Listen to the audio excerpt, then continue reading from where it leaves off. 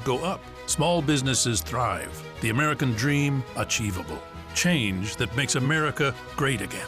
Donald Trump for president. I'm Donald Trump, and I approve this message.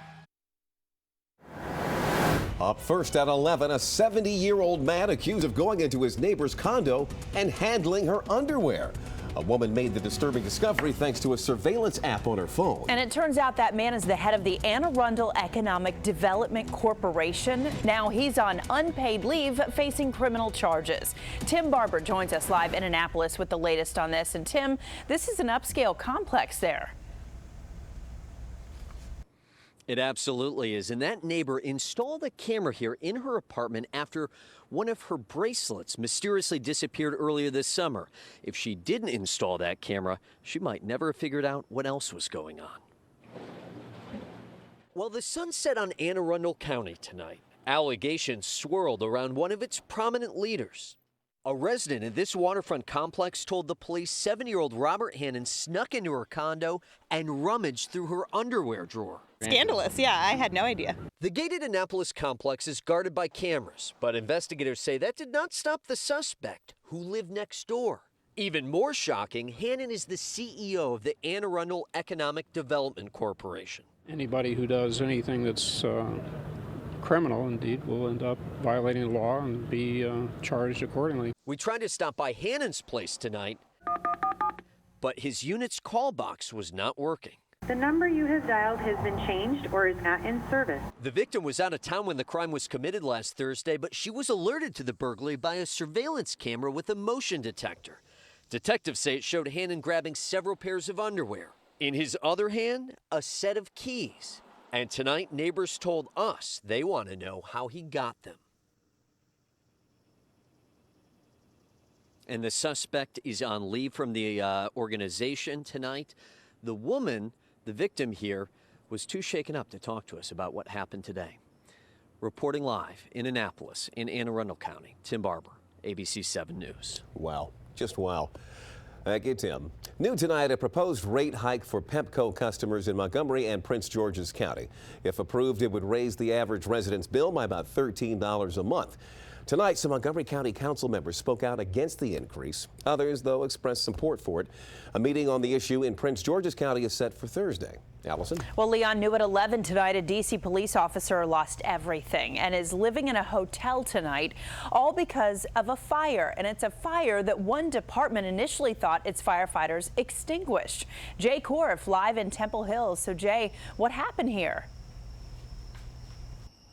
Yeah, Allison, a real heartbreaking story. This is where it all unfolded. This is the back deck of where Alexia Jones, a police officer for D.C. Police, lives. The fire, according to fire officials, started on that side. That's an adjoining unit. 1 a.m. Sunday. It spread over to this side, but the damage wasn't all that bad. That was 1 a.m. Sunday. Firefighters put out the blaze, but then it rekindled several hours later at 7 a.m., spread to Officer Jones's side, destroyed everything. Look down here. This is a cooler. Look what it did to this cooler. You can just tell the kind of heat that was emanating during this blaze. Thankfully, no one was hurt. Tonight, we spoke with Officer Jones, a 14-year veteran of the force. She says she is not She harbors no resentment. She does not blame the firefighters. She says she understands that these things happen. At this hour, though, she is in need in that hotel with her young son. Fellow officers are trying to raise some money to help her out. Reporting live in Temple Hills, Jay Korf, ABC 7 News. And your Storm Watch 7 team is tracking the latest heat wave, and we're taking a picture here. This from Chris Duncan this evening, and you can kind of just see that the heat is on the horizon. Sunset here right behind our studios. Chris, thanks for sharing that with us. What we're finding, though, is temperature is able to cool off just a bit for us tonight. We're in the low 70s, Gaithersburg and Woodbridge, but still feels like the low 80s for Washington, D.C. and right around Reston. So getting back to school tomorrow morning, we're given the bus stop on the way to school an A, but recess is starting to get hot and muggy, even a few showers possible, but going with the C for the way home. We're going to be tracking some showers and thunderstorms. I'll show you coming up here in your Storm Watch 7 Futurecast when and where I think they're going to fire up first. Leon? All right, thank you, Josh. We'll see you in just a bit. Right now, searching for a second suspect after a violent robbery left a security guard fighting for his life.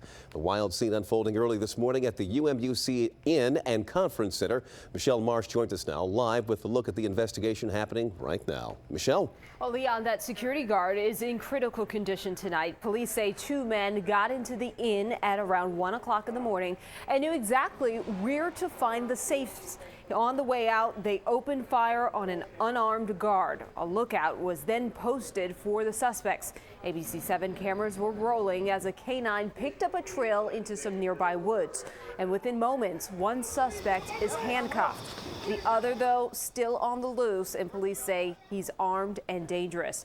Investigators say this was a targeted robbery and was not related to the campus, but alerts were still sent out to students. Be sure to stay with ABC7 and WJLA.com for updates.